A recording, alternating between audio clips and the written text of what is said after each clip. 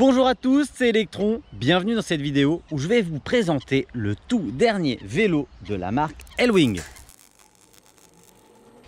Alors tout d'abord, un grand merci à Dugardin Mobility, boulevard de l'Ouest à Villeneuve d'Ascq, qui nous a mis à disposition ce splendide UV de chez Elwing. On l'a dans son coloris gris avec toutes les options disponibles au catalogue, à savoir les porte-paquets, les repose-pieds arrière et les garde-boue. Côté spec, on a une batterie de 48 volts et de 13 ampères-heure. On a un moteur de 250 watts capable d'en délivrer 500 en pic. Il est fourni avec un chargeur de 2 ampères-heure, donc on va avoir une charge en environ 7 heures. Il a une capacité de charge de 150 kg. Bah oui, puisque ce vélo, c'est un biplace. On va l'essayer après dans des côtes et on verra ce que ça donne niveau puissance. Côté autonomie, on nous annonce entre 50 et 70 km. C'est pas mal, je pense qu'on sera plutôt aux alentours des 40. Mais en tout cas, ça va être une belle découverte. Je vais aller tout de suite essayer ce petit bijou. Allez, go, on y va. Pour l'allumage, ce n'est pas très compliqué. J'appuie sur le bouton on, le LCD monochrome s'allume immédiatement. Avec le bouton plus et le bouton moins, je vais pouvoir choisir entre 5 modes d'assistance et je vais avoir une très bonne visibilité sur le kilomètre-heure à laquelle je me déplace, le kilométrage total du vélo et encore, j'ai même l'heure affichée et le niveau de batterie.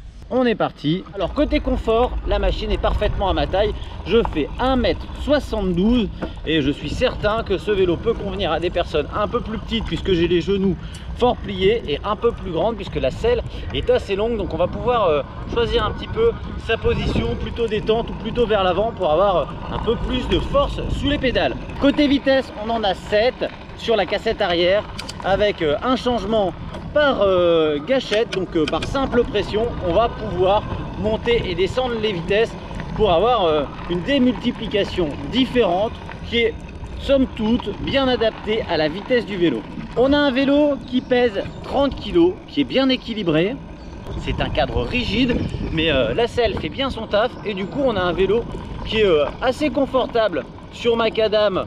Propre et un peu abîmé. Par contre, quand ça va secouer très fort sur les pavés, ça va quand même pas être sa tasse de thé. Pour les composants du vélo, cadre et fourche en aluminium 60-61, guidon de 675 mm de large, frein hydraulique Bengale, roue en 20 pouces, jantes en aluminium, des pneus Kenda en 4 de large qui donne un look vraiment super sympa à l'ensemble du vélo. La selle, comme je vous disais tout à l'heure, confortable et biplace.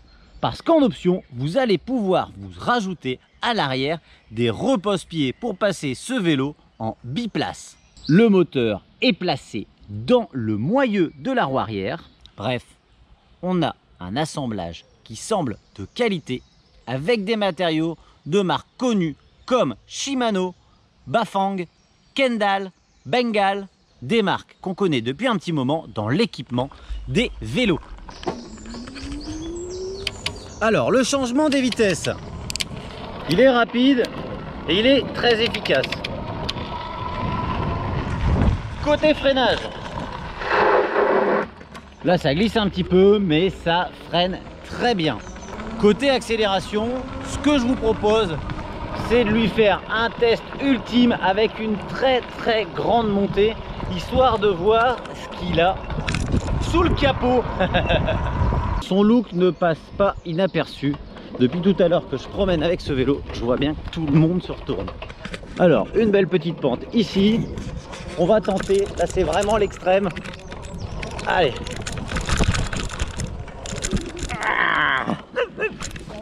Bon, c'était extrême, hein. On avait vraiment une très grosse pente. J'arrive quasiment en haut sans élan. Je pense qu'on fera pas plus. C'est un vélo qui se veut plutôt citadin. Là, j'avais envie de me faire plaisir. On est en train de se promener à Villeneuve d'Ascq au parc du Héron. Alors, il faut savoir qu'au catalogue, vous avez la possibilité d'acheter un accélérateur qui vous permettra d'accélérer sans pédaler. Comme la démultiplication des pédales est très bonne avec le changement de vitesse, c'est pas une option indispensable et de toute façon, cette option n'est destinée qu'à un usage privé. Alors là je suis à quasiment 30 km/h. J'ai une résistance sur les pédales qui est très correcte. Je pédale pas dans la choucroute, c'est agréable. On va essayer ici une toute petite montée. On va regarder ce que ça donne. Donc là, je pousse un petit peu plus sur les pédales. Ça monte légèrement. Je vais réussir à atteindre les 28 km/h. Donc, côté puissance, on est vraiment bien. Ça serait peut-être sympa de le pousser encore plus dans ses retranchements sur une très très grosse montée. Donc là, on va attaquer un sol gravillonneux avec de plus en plus de montées et on va voir comment réagit le vélo.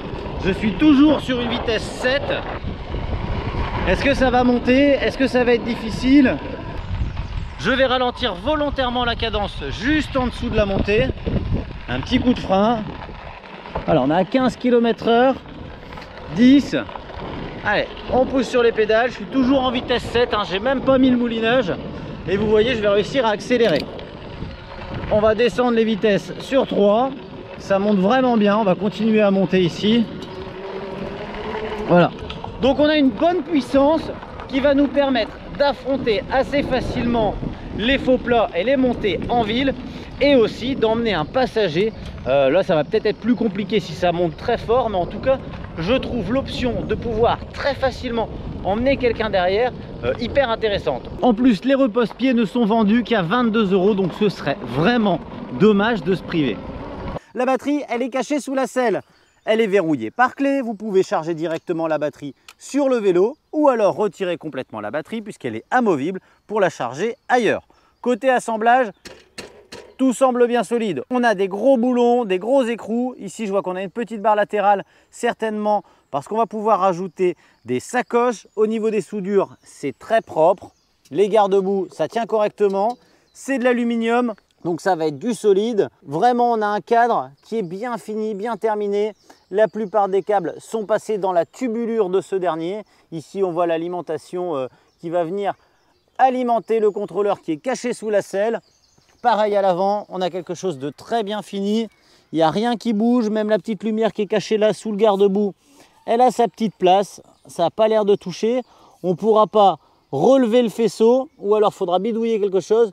Mais en tout cas, l'assemblage semble vraiment de qualité. Eh bien, c'était encore une superbe découverte. Il faisait beau. Moi, ça m'a fait plaisir de vous parler de ce nouveau L-Wing qui clairement nous met dans l'ambiance de la marque. Ils ont réussi à nous faire un petit rappel là, super sympa, clairement dans les descentes ou bien quand on a le côté un peu flemmard.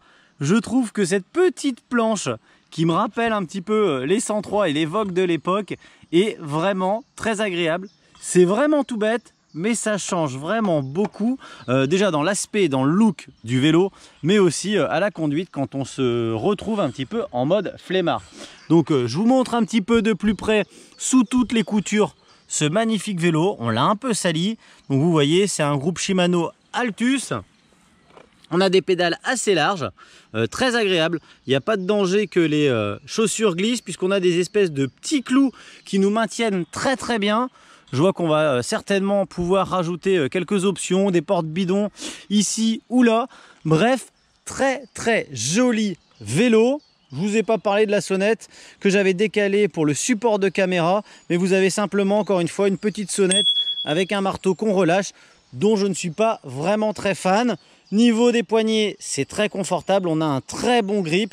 Le tout est très agréable. Si vous êtes encore là, n'hésitez pas à les mettre un petit pouce bleu. Si ce n'est pas déjà fait, oh là là mon Dieu, foncez, vous abonner et activez la cloche pour ne rater aucune de mes vidéos. Moi, ce que je fais maintenant tout de suite, c'est que je vous dis à très bientôt et je vous souhaite comme d'habitude de bons rides.